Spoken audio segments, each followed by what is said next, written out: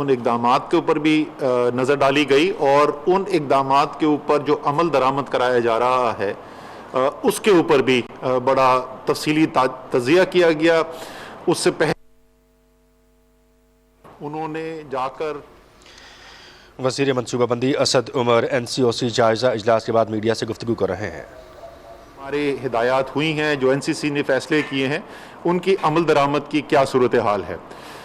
اور اس کی بنیاد کے اوپر کچھ فیصلے بھی کیے گئے ہیں اور کچھ نتیجہ بھی اخذ کیا گیا ہے.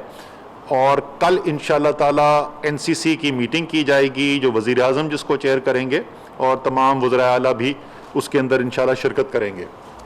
لیکن اس سے پہلے میں ذرا سا آپ کو ایک دفعہ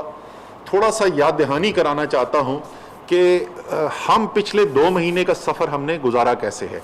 اگر آپ کو یاد ہو کہ اگر ہم ستمبر کے مہینے میں چلے جائیں، اکتوبر کا شروع کا عرصہ دیکھ لیں اور یہ اگست سے سلسلہ شروع ہوا تھا، دنیا جو ہے اس نے پاکستان کی مثال دینی شروع کر دی تھی کہ ایک ملک ہے جس نے دنیا میں جو بہترین، جنہوں نے کرونا کے ساتھ جو صورتحال کے ساتھ اس کے مقابلہ کیا اور اس پر قابو پانے کی کوشش کی اور اس کے اندر کامیابی حاصل کی. اور وہ کامیابی جو ہے وہ ممکن. وزیر منصوبہ بندی اسد عمر NCOC جائزہ اجلاس کے بعد اس وقت میڈیا سے گفتگو کر رہے ہیں. ان کا یہ کہنا تھا کہ وزیر اعظم کی صدارت میں قومی رابطہ کمیٹی نیشنل کوارڈینیشن سینٹر کا کل اجلاس ہوگا جس میں 4 صوبوں کے وزراء اعلیٰ شریک ہوں گے اور اس میں اعداد و شمار کا جائزہ لیا جائے گا. ہمارے عسکری اداروں نے مدد کی اور اس کے ساتھ ساتھ جو ہے ہمارے دینی رہنما، سماجی رہنما، سیاسی رہنما،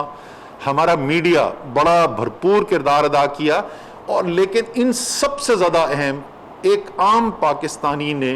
اس پیغام کو سنا اور کافی حد تک اس کے اوپر عمل درآمد ہوا. 100% جائزہ اجلاس ہوا ہے اور اس میں کرونا صورتحال اور اقدامات پر تفصیلی غور و خوض کیا گیا. ہم نے اس کے اوپر بڑی حد تک عمل کیا اور یہی وجہ بنی کہ بل گیٹس پاکستان کی مثال دے رہا تھا. یونائٹڈ نیشنز کے، اقوام متحدہ کے جنرل اسمبلی کے پریزیڈنٹ جو ہیں وہ پاکستان کی مثال دے رہے تھے. ورلڈ اکنامک فورم پاکستان کی مثال دے رہا تھا. ورلڈ ہیلتھ آرگنائزیشن پاکستان کی مثال دے رہا تھا. اور براک اوباما کے چیف اکانومسٹ جو ہے وہ کہہ رہے تھے کہ اگر امریکہ نے پاکستان کی طرح اقدامات کیے ہوتے تو امریکہ کا 10 کھرب روپے کا نقصان ہونے سے بچ جاتا. لیکن ہمارا کام یہاں پر NCOC میں ہماری جو ذمہ داری ہے وہ صرف یہ نہیں ہے کہ ہم پیچھے کی طرف دیکھیں اور یہ دیکھیں کہ کیا ہو چکا ہے. ہماری ذمہ داری میں یہ بھی شامل ہے، بلکہ ہماری اولین ذمہ داری یہ ہے کہ ہم آگے دیکھیں اور ایک قوم کی صحت کا، قوم کی روزگار کا دفاع کرنے کی ذمہ داری دی گئی ہے NCOC کو. اور NCOC اس کام کے اندر تمام ڈیٹا سائنس کو بھی یوز کرتی ہے، ہمارے صحت کے ماہرین جو ہیں ان کی کو بھی دیکھتی ہے اور روزانہ کی بنیاد کے اوپر صورتحال کا جائزہ لیتے ہوئے آگے کی طرف دیکھتے ہوئے پھر کچھ ریکمنڈیشن کرتی ہے، کچھ فیصلے کرتی ہے اور کچھ NCC کے لیے گزارشات کرتی ہے. تو اکتوبر کا جو پہلا عشرہ تھا جس کے اندر تمام دنیا تعریف کر رہی تھی اور یہ صورتحال تھی کہ میں باہر جاتا تھا تو لوگ مجھے مبارکباد دیتے تھے، جی مبارک ہو، کورونا جو ہے وہ پاکستان میں ختم کر دیا. اور ہر ایک کو مجھے بتانا پڑتا تھا کہ ختم نہیں ہوا، کم ہوا ہے، ختم نہیں ہوا. اس وقت بالکل شروع کے جو اعداد و شمار ہمارے پاس آنے شروع ہوئے اس کی بنیاد کے اوپر ہم نے 12 اکتوبر کو NCC کی میٹنگ کی درخواست کی. یعنی یہ جو ہے NCOC کے اندر یہ فیصلہ 9 یا 10 اکتوبر کو ہوا. 12 اکتوبر کی NCC کے اندر ہم نے سفارشات رکھی کہ ہمارے خیال میں ہمیں آگے جو ٹائم آتا ہوا نظر آ رہا ہے اور جو ہمیں معاشرے کے اندر نظر آ رہا تھا کہ حفاظتی تدابیر پر عمل ختم ہو گیا ہے، اس کی وجہ سے ہمیں آگے وبا کا پھیلاؤ بڑھتا ہوا نظر آ رہا تھا. یاد دہانی کے لیے آپ کو کہ اس وقت کیا صورتحال تھی، آج کیا صورتحال ہے اور اس میں کتنی تبدیلی آئی ہے. اگر میں صرف اس کو دیکھوں، ان اعداد و شمار کو آپ کے سامنے رکھوں، تو یہ صورتحال ہے اس وقت کہ 12 اکتوبر کے ہفتے میں جتنی پازیٹیوٹی، یعنی وہ اگر 100 کیس ہوتے ہیں تو اس 100 ٹیسٹ ہوتے ہیں تو اس 100 ٹیسٹ میں سے کتنے لوگ جو ہیں ان میں مرض ملتا ہے، وہ صرف 2% تھا.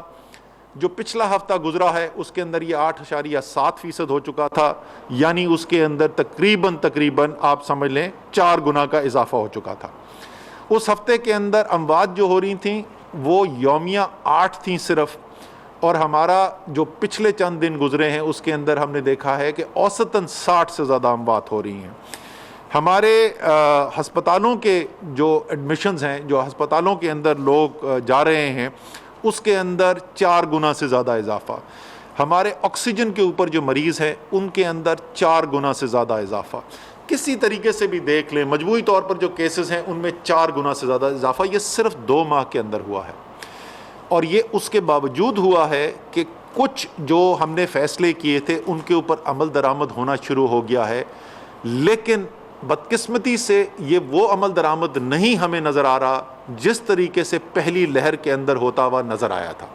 بڑے بڑے فیصلے کیا ہوئے؟ ہمارے تمام تعلیمی ادارے جو ہیں ان میں موسم سرما کی چھٹیوں کا اعلان کر دیا گیا، اور 5 کروڑ پاکستان کے بچے جو ان تعلیمی اداروں میں جا رہے تھے وہ ان کی نقل و حمل جو ہے وہ رک گئی، اور اسی طریقے سے 20 لاکھ اساتذہ جو تھے ان کا جانا جو ہے وہ بند ہو گیا۔ یہ ایک بہت بڑا فیصلہ تھا۔ پھر ہمارے جو شادیاں ہو رہی ہیں، اور یہ شادیاں ہونے میں جو اندر شادیاں ہو رہی تھیں ان کے اوپر پابندی لگا دی گئی۔ باہر کی جو شادیاں ہیں اس کے اندر جو ہے وہ صرف 300 کی لمٹ رکھ دی گئی۔ اسی طریقے سے جو ریسٹورانٹ ہیں جہاں اندر بند کمروں کے اندر کھانا کھایا جا رہا تھا اس کے اوپر پابندی لگ دی گئی۔ یہ تمام تکلیف دہ فیصلے ہیں۔ ہمیں بچوں کی تعلیم کی بھی فکر ہے، ہمیں یہ بھی پتہ ہے کہ پاکستان میں آج بہت سارے تعلیمی ادارے جو ہیں وہ کم قیمت پہ کم فیس چارج کر کے بچوں کو تعلیم دیتے ہیں، اور یہ پرائیویٹ ادارے جو ہیں ان کو بے تحاشا نقصان ہوا ہے ان بندشوں کا۔ اسی طریقے سے جو میرج ہالز ہیں، اسی طریقے سے جو ریسٹورانٹ ہیں، اور ہزاروں لوگ ہیں جن کی نوکریاں ان کے ساتھ جڑی ہوئی ہیں، ان سب کو بھی معاشی پریشانی کا سامنا کرنا پڑا۔ لیکن ہمیں یہ بامر مجبوری اس لیے کرنا پڑ رہا ہے کہ ہم ایک آدمی کی معاشی بندش کی وجہ سے اگر 100 آدمیوں کی معاشی بندش کو روک سکیں تو اس لیے یہ منطقی بات ہے کہ ہم یہ فیصلہ کریں۔ لیکن ساتھ ساتھ ہم نے یہ بھی کہا تھا، اور کل کی NCC کے اندر ہم یہ جن کی ذمہ داری لگائی گئی تھی ان سے یہ سوال بھی پوچھا جائے گا کہ یہ جو سیکٹرز ہیں جن کو مجبوراً بند کرنا پڑا ہے ہمیں، ان کے لیے کوئی ریلیف پیکج کا بھی اعلان کیا جائے، اور انشاءاللہ تعالی جلد اس کے اوپر کام بھی ہوگا۔ لیکن ایک فیصلہ جو شاید اس میں سب سے اہم فیصلہ تھا وہ تھا کہ جو پبلک گیدرنگ یعنی عوامی اجتماعات جو ہو رہے ہیں ان میں 300 سے زیادہ لوگ اکٹھے کرنے کی پابندی کے اوپر، اس فیصلے کے اوپر عمل درآمد نہیں ہو رہا۔ ایک تو اس کی وجہ سے نقصان یہ ہو رہا ہے کہ براہ راست جو وبا کا پھیلاؤ ہے، ظاہر ہے جہاں پہ اگر ایک جگہ پہ 10,000 20,000 30,000 لوگ جمع ہوں گے تو وبا کا پھیلاؤ بڑھے گا۔ لیکن میں بار بار یہ بات کر چکا ہوں کہ اس سے زیادہ خطرناک چیز یہ ہو رہی ہے کہ جب ملک کے لوگ اپنے لیڈرز کو یہ سنتے ہیں کہ جلسہ کرنے سے کرونا بھاگ جائے گا، وبا کے پھیلاؤ کا کوئی اس سے تعلق ہی نہیں، یہ تو ایک سیاسی بات کی جا رہی ہے کہ وبا پھیل رہی ہے، اور اس کے نتیجے میں لوگ اپنی حفاظتی تدابیر پر عمل کرنا یا کم کر دیں یا ختم کر دیں، وہ اس سے کہیں زیادہ بڑا نقصان ہے۔ جلسہ تو ایک شہر میں ایک جگہ پہ ہو رہا ہے، وہاں پہ 10 20 30 ہزار لوگ بیٹھے ہوئے ہیں، لیکن جو لوگ گھر میں یہ بیٹھے پیغام سن رہے ہیں وہ کروڑوں کی تعداد میں اور سارے پاکستان کے اندر پھیلے ہوئے ہیں۔ اس لیے جو ایک سب سے بنیادی فرق ہمیں نظر آ رہا ہے پہلی لہر سے وہ ہے یہی کہ پیغام یکساں نہیں جا رہا۔ اقدامات کے اوپر فرق ہو سکتا ہے، پچھلی لہر میں بھی ہوتا تھا، کوئی ذرا سا زیادہ چاہتا تھا، کوئی ذرا سا کم جاتا تھا، لیکن پیغام ایک ہی تھا۔ لیکن اس دفعہ جو ہے بدقسمتی سے وہ پیغام نہیں جا رہا یکساں۔ ہم نے پچھلے ایک ہفتے میں NCOC سے کوشش کی، ہم نے صدر پاکستان سے درخواست کی، اور ان کے ممنون ہے کہ انہوں نے میٹنگ بھی کال کی علماء کے ساتھ، اور بہت اچھا علماء کی طرف سے پیغام بھی آیا۔ ہمارے ڈاکٹر صاحبان جو ہیں ان کی طرف سے تو ظاہر ہے سب سے زیادہ وہی براہ راست اثر انداز ہوتے ہیں. اور آپ کو میں بتاتا چلوں کہ اس وقت پاکستان کے اندر سینکڑوں کی تعداد میں ہمارے وہ ہیلتھ کیئر کے ورکرز، ڈاکٹرز یا پیرامیڈکس جو کورونا کے مریضوں کا علاج کرتے ہیں، وہ اس وقت خود اس مرض کا شکار ہوئے ہوئے ہیں. تو ان کی طرف سے بھی یہ بات جا رہی ہے. میڈیا کے اندر یہ چیز کم ہو گئی تھی. میں مشکور ہوں میڈیا کا. پچھلے ہفتے 10 دن کے اندر میں نے دیکھا ہے، ہم نے ان سے ریکویسٹ بھی کی تھی، یہاں پر بھی ہم نے بلایا تھا، اور میڈیا کے اندر بھی اب اس بات کا، اس پیغام کی جو ترجیح ہے اس کو صحیح ترجیح دی جا رہی ہے اور بار بار بولا جا رہا ہے. تو میں یہی اب اپنے سیاسی لیڈرز کے ساتھ بھی اپیل کروں گا، اور اس سے زیادہ ضروری عوام کے ساتھ. آپ ظاہر ہے جس کو بھی آپ اپنا لیڈر سمجھتے ہیں، جس کو بھی آپ سیاسی طور پر سپورٹ کرتے ہیں، اس کو ووٹ ڈالنا چاہتے ہیں، وہ آپ کا ہے. پاکستان ایک الحمدللہ ایک جمہوری ملک ہے، اور پاکستان ان چند مسلم ممالک میں ہے جہاں پہ ایک بھرپور جمہوریت کا نظام ہے، اور یہ اس پہ ہمیں فخر ہے اس بات کے اوپر. لیکن یہ سارا نظام تو اس لیے بنایا جاتا ہے تاکہ عوام کی زندگی بہتر کی جائے، ملک ترقی کرے، ملک کے اندر خوشحالی آئے، ملک کے اندر امن آئے. جمہوری نظام کا مطلب یہ نہیں ہے کہ سیاسی لیڈرز ایسے فیصلے کریں اور عوام کو ایسا پیغام دیں جس سے ملک کی، عوام کی صحت خطرے کے اندر پڑے، لوگوں کا روزگار خطرے کے اندر پڑے. میں نے آپ کو پہلے بتایا کہ کیونکہ ہم عمل درآمد نہیں کرتے رہے ہیں حفاظتی تدابیر میں، اور کس طریقے سے، کس تیزی سے وبا کا پھیلاؤ میں اضافہ ہوا ہے، اور ہمیں مجبوری سے چند سیکٹرز کے اوپر بندش لگانی پڑی ہے. اگر ابھی بھی ہم بہتر فیصلے نہیں کریں گے، اگر ابھی بھی تمام قوم یکجا ہو کر اس بار کا دوبارہ سے اعادہ نہیں کرے گی کہ جس طریقے سے پہلی لہر کے اندر تمام ملک نے مل کر باہمی تعاون کے ساتھ اس وبا کے پھیلاؤ کو روکنے میں کردار ادا کیا تھا، اگر ہم ابھی بھی یہ نہیں کریں گے تو پھر مجھے یہ کہتے ہوئے انتہائی تکلیف ہوتی ہے کہ شاید ہفتے بعد، 2 ہفتے کے بعد ایسی صورتحال پیدا ہو کہ ہمارے پاس کوئی اس میں چوائس ہی نہ رہ جائے اور ہمیں مزید سیکٹر جو ہیں ان کے اوپر بندش لگانی پڑے.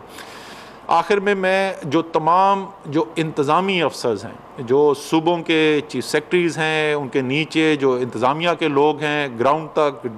کمشنر ہیں، ڈی سی ہیں، اے سیز ہیں، اور عملہ ہے زمینی، اسی طریقے سے ہیلتھ ڈپارٹمنٹ والے ہیں، میں ان سے بھی درخواست کرنا چاہتا ہوں. میں نے یہ پہلے بھی کہا تھا اور میں دوبارہ یہ دہرانا چاہوں گا، مجھے بہت فخر ہے اس بات کے اوپر. ہمارے ہاں بہت ہماری بیوروکریسی جو ہے، سول سروس جو ہے، اس کے اوپر تنقید بھی کی جاتی ہے، لیکن جس طریقے سے ان لوگوں نے انتظامی کارروائی کی، جس طریقے سے انہوں نے کام کیا، جس محنت سے کام کیا، کوئی 7 دن چھٹی نہیں تھی، اور مشکل حالات کے اندر خود کو خطرے کے اندر ڈال کر ایک زبردست پرفارمنس دی. اور وہ ایک جو بہت ہماری جو وجوہات تھیں جس کی وجہ سے ہمیں کامیابی حاصل ہوئی پہلی لہر کے اندر، اس کے اندر ہماری انتظامیہ کا کردار بھی تھا. مجھے وہاں پر بھی کچھ لگتا ہے کہ کچھ تھوڑی ہچکچاہٹ لگتی ہے، جو جس طریقے سے عمل درآمد کرانے کے لیے فیصلے پہلے کیے گئے اور اس پہ عمل درآمد کرایا گیا، اور آج صبح NCOC کی میٹنگ کے اندر بھی اس کے اوپر بات ہوئی تھی. تو ان سے بھی میں اپیل کرتا ہوں، آپ مشکل کام کر رہے ہیں، آپ اگر مجھ پر بندش کوئی لگاتے ہیں تو ظاہر ہے میں اس سے ناراض ہوتا ہوں، لیکن یہ آپ میری ہی حفاظت کے لیے کر رہے ہیں، اور پوری قوم کو، پوری قومی لیڈرشپ کو، حکومت کو، مجھے، وزیر اعظم کو آپ پر فخر ہے کہ آپ ایک اہم قومی ذمہ داری ادا کر رہے ہیں. اور آخر میں جاتے جاتے میں دوبارہ اپیل کرنا چاہتا ہوں اور دوبارہ سے خراج تحسین پیش کرنا چاہتا ہوں ان ڈاکٹرز کو، ان پیرامیڈکس کو، ان ہیلتھ ورکرز کو جو صرف زبانی کلامی یہ بات نہیں ہے، واقعی میں اپنی زندگی خطرے میں ڈال کر جو ہزاروں کی تعداد میں اس وقت مریض ہسپتالوں کے اندر جا رہے ہیں اور تعداد تیزی سے بڑھتی جا رہی ہے کورونا کے مریضوں کی، ان کی حفاظت کے لیے، ان کی صحت یابی کے لیے جو آپ کام کر رہے ہیں، تمام قوم کو آپ پر فخر ہے. ہم آپ کو خراج تحسین تو پیش کرتے ہیں، لیکن اس سے کہیں زیادہ مجھے یقین ہے کہ اللہ تعالیٰ آپ کے اس محنت کو، اس اپنی زندگی سے دوسرے اللہ تعالیٰ کی مخلوق کی مدد کے لیے جو آپ کام کر رہے ہیں، وہ آپ اللہ تعالیٰ کی خوشنودی بھی حاصل کر رہے ہیں. تو دنیا کے اندر بھی انشاءاللہ تعالیٰ آپ کو سب لوگ جو ہیں، اور واقعی میں ہے بھی ایسا، پوری قوم آپ پر فخر کرتی ہے، اور آخرت میں بھی انشاءاللہ تعالیٰ آپ کو اس کا جزا ملے گی. تو اسی اپیل کے ساتھ تمام قوم کے ساتھ یکجا ہو جائیں. ایک پیغام جو ہمارے ماہرین نے دیا ہے حفاظتی تدابیر کا، اس پر سب مل کر عمل کرتے ہیں، اور ایک دفعہ پھر جس طرح پہلی لہر کے اندر دنیا نے پاکستان کی مثال دی اور لوگوں نے کہا کہ اگر سیکھنا چاہتے ہو تو پاکستان سے سیکھو، انشاءاللہ تعالیٰ اسی طریقے سے اگر ہم مل کے کام کریں گے تو یہ دوسری لہر جو انتہائی خطرناک لہر ہے، اس کے بعد بھی دنیا انشاءاللہ مثال دے گی آپ کی. پاکستان زندہ باد.